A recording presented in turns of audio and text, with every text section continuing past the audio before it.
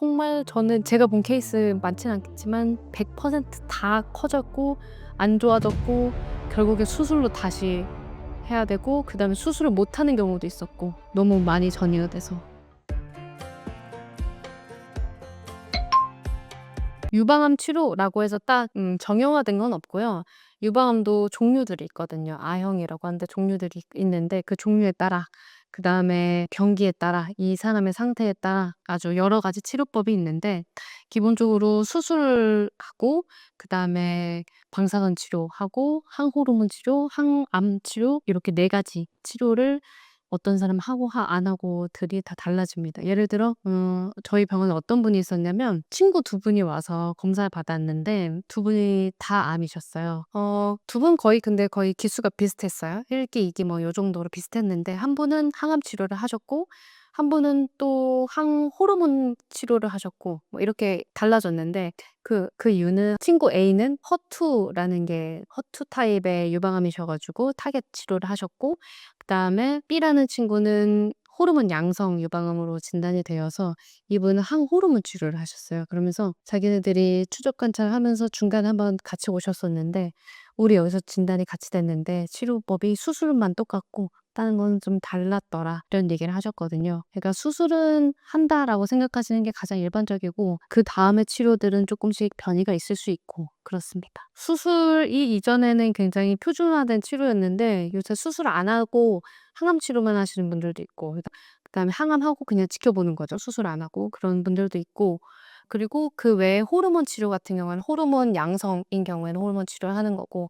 그다음에 허투 경우에는 표적하는 경우가 굉장히 많고요. 그다음에 3 중음성인 경우에는 항암 치료에 더 큰 비중을 두기도 합니다. 여튼 중요한 건 A형. 이게 도대체 어떤 얼굴의 유방암인지가 가장 중요할 것 같습니다. A형은 말씀드린 대로 호르몬 양성, 그다음에 허투 양성, 그다음에 아무것도 아니야 3 중음성 요렇게 있습니다. 그건 A형은 말 그대로 어떤 얼굴을 하고 있는 유방암이냐, 유방암이 있고 그 종류가 뭐냐 이런 거고요.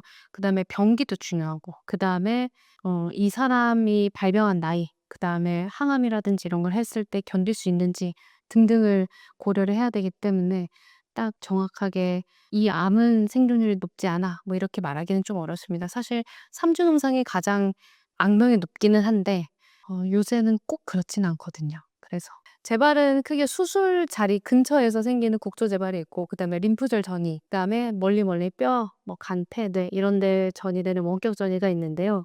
각각 생기는 원인이나 뭐 이런 것들은 다르긴 하지만 재발이랑 관련 있는 요인이 뭐가 있냐면 첫 번째 발병 나이, 그다음에 발병했을 때의 병기, 그다음에 병 어떻게 치료했는지, 그다음에 치료를 정말 다 끝냈는지. 예를 들어서 항호르몬 치료는 5년 보통 5년 하거든요. 근데 이거를 다 끝냈는지 아니면 중간에 멈췄는지 뭐 이런 것들이 재발의 요인이 되긴 합니다. 유방암 같은 경우에는 오른쪽에 만약에 유방암이 있었다 그러면은 왼쪽에 발병할 가능성이 높죠. 일단은 생긴 게 똑같잖아요. 양쪽 가슴이 비슷하잖아요. 근데 여기에서 뭔가 생겼어. 그럼 여기도 원래 생길 수 있는 그런 가슴인 거죠. 근데 꼭 오른쪽에 있다고 해서 왼쪽에 생기는 것도 아니고 그러니까 아무것도 없었던 사람보다 한 번 아팠던 사람은 다른 쪽에 뭔가 또 아플 가능성이 월등히 높기는 합니다. 그래서 수술하고 추적 관찰은 그냥 평생 하라고 하거든요, 1 년에 한 번씩. 근데 그런 이유가 다 잘라내는 사람들도 있어요. 전절제 하시는 분들도 있는데 전절제 하고 나면 사실 유방암 여기는 안 생길 거 아니에요. 잘 거의 안 생길 텐데 다른 쪽 때문에 계속해서 추적 관찰을 하라고 하는 거죠. 가장 기본적인 거는 치료 자체를 그냥 성실하게 하는 거죠. 뭐 수술이라든지 이런 거는 그냥 단기간에 끝나지만 항호르몬 치료라든지 항암이라든지 이런 것들은 굉장히 기간이 오래기도 하고 또 환자가 체력적으로 버티지 못하면은 중간에 끊어야 되는 그런 치료이기 때문에 치료를 완수하는 거, 그게 가장 첫 번째고 그다음에 치료를 했어. 그럼 나 수술했어. 그럼 끝. 이게 아니고 그 이후의 삶도 굉장히 중요합니다. 유방암은 여러 요인이 다 복합적으로 작용을 하잖아요. 그러니까 생활 습관 자체를 이제 건강하게 유지하는 것이 또 중요하죠. 좋은 예후를 본 적이 없어서 자연 치유는 절대로 안 하셨으면 좋겠습니다. 사실 자연 치유도 있고 그다음에 종교에 기대서 하는 이제 고차원적인 치료 방법도 있고 뭐 여러 가지가 있는데 정말 저는 제가 본 케이스 많진 않겠지만 100%다 커졌고 안 좋아졌고 결국에 수술로 다시 해야 되고 그다음에 수술을 못 하는 경우도 있었고 너무 많이 전이가 돼서. 그래서 권장드리고 싶진 절대 않고 아주 뜯어 말리고 싶습니다. 우선 그런 사람들은 병원에 안 와서 제가 직접 "오 진짜 다 나았네." 이런 분들은 단 한 명도 없었는데 '진짜일까?' 하는 생각이 가장 먼저 들고, 왜냐면 실제로 본 적이 없어서 '진짠가?' 하는 생각도 들고, 그다음에 그럴 노력이면은 '수술 그냥 몇 번 며칠 하는 게 더 낫지 않을까.' 하는 생각이 있고 그렇습니다. 저는 반대인데요.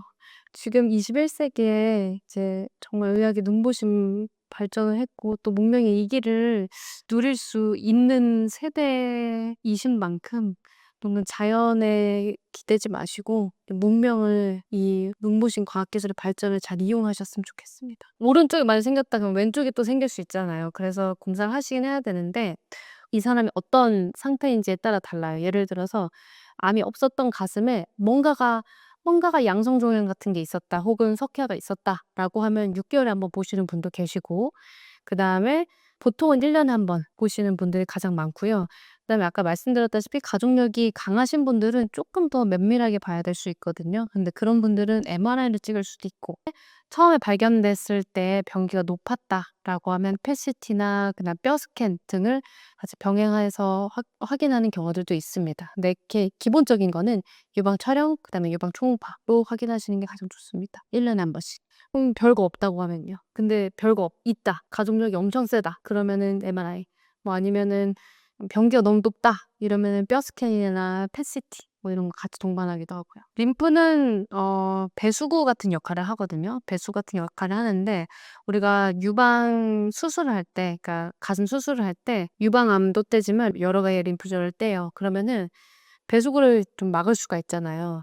그래서 팔이 그다음에 손이 이렇게 붓게 되는 건데 관리를 하는 거는 이제 얼마나 생기는지에 따라서 관리를 하시는 게 쪼끔씩 달라지는데, 그냥 간단하게 좀 "반지가 껴요." 이 정도라고 하면 스트레칭하고 이렇게 하는데, 그게 아니다 정말 코끼리 팔처럼 부을 수도 있거든요. 예를 들어서 림프절을 많이 떼게 되면은 여기 림프절이 다 저류가 되면서 뚱뚱뚱뚱 붓게 되는데, 그런 경우에는 재활 치료, 유방암 후에 하는 재활 치료들이 있는데 그런 치료들을 병행하실 수도 있습니다. 제일 속상해하는 게 뭐냐면 기억력 저하, 그러니까 옛날처럼 치료 전에 내 펑션으로 돌아가지 못한다는 그런 속상함인데, 또 그분들을 절망시키는 많은 요인 중에 하나가 "야 너 치료 다 끝났는데 왜 아직도 펑션을 제대로 못해?" 이렇게 주변에서 얘기를 하면 굉장히 속상해하시거든요. 근데 그게 단순히 기분 탓이 아니라 정말로 기억력이 떨어지고 그다음에 멀티태스킹이 안 되고 이런 것들이 정말 증상이 있습니다. 그래서 이해해 주시는 그런 시선들이 필요하고, 그다음에 이런 분들은 어떻게 관리를 해 나가셔야 되냐면 우선은 '내가 치료하기 전에 100% 상태로 돌아갈 거야.'라고 생각하지 마시고요. 정말 차근차근 시작하시면 되는데, 이때 '내가 뇌를 써야 된다. 머리를 써야 된다.' 이럴 때는 정말 써야 되는 거, 그러니까 옛날에는 이것도 쓰고 저것도 쓰고 했다고 하면 이제는 '아 이거는 정말 머리를 써야 돼.'라고 하는 데 포커스를 맞춰서 거기에 사용을 하시고, 그 외에 내가 예를 들어서 '기억을 해야 돼.' 같은 게 있으면 이제 여러 가지 디바이스를 이용을 하세요. 핸드폰에 메모장에 저장을 해 놓든 아니면 AI에다가 말을 해 놓든 등등 여러 가지 기계들이 많이 나왔으니까 기계에다가 저장해 놓는 거를 여러 가지 기계들을 사용하시고, 그다음에 케모브레인이 왔을 때 어 규칙적인 운동이 굉장히 중요하다고 알려져 있거든요. 그래서 가볍게 산책부터 하시는 것을 추천드립니다. 근데 가슴은 또 여자한테 여성성의 상징인데 가슴에 이제 수술 흉터도 있고 그다음에 유방이 좀 이제 찌그러졌을 수도 있고, 그리고 이전에 느끼지 못했던 피로감 때문에 좀 힘들 수도 있고, 그다음에 항호르몬 치료를 하게 되면은 갑자기 갱년기에 떨어졌다고 생각하시면 되는데 질도 건조해지고 그다음에 감정의 기복도 막 생기고 이러니까 사실 이전이랑 똑같이 돌아가기는 어렵습니다. 근데 사실 이 성생활은 배우자랑 이제 여러 또 본인의 증상, 감정 이런 것들을 얘기하면서 맞춰가는 게 가장 중요하다고 생각하고요. 너무 불편한 부분들이 있다고 하면 의료진한테 주치의한테 얘기를 해서 "아 나 이 질 건조가 너무 심해서 힘들다." 이러면 "이거 좀 어떻게 해 주세요." 뭐 이런 컨설팅을 하시는 게 필요할 것 같고, 그렇지만 가장 중요한 건 배우자와의 커뮤니케이션이 제일 중요하고, 치료하고 나서의 일상은, 그러니까 성생활의 일상은 이전과도 동일할 수는 없지만 그래도 하나하나씩 다시 맞춰 나가시면 충분히 가능합니다. 나 혹시 재발했을까 봐? 그러니까 두려워하는 거죠. 나 한 번 아팠는데 두 번 아플까 봐. 그런 것들을 가장 두려워하시는데 그래서 수술하고 나면 당연히 아플 것이고 그다음에 불편할 거고 등등 여러 가지 증상들이 있는데 그런 사소한 증상들이 생길 때마다 그분들은 많이 무서워합니다. 혹시나 또 생겼을까 봐. 근데 이런 증상들이 생겼을 때 너무 두려워하지 마시고 두려움보다는 정확한 정보가 더 중요합니다. 공포보다 중요한 거는 확인하는 용기입니다. 여러 가지를 얘기 드렸지만 내 몸이 분명히 어떤 신호를 보낼 수도 있고 내 몸이 보내는 신호를 너무 과장해서도 안 되지만 그렇다고 너무 무시해서도 안 됩니다. 그래서 걱정으로 인터넷 검색창 앞에서 너무 두려운 나날을 보내지 마시고 전문가와 함께 상의해 보시기 바랍니다.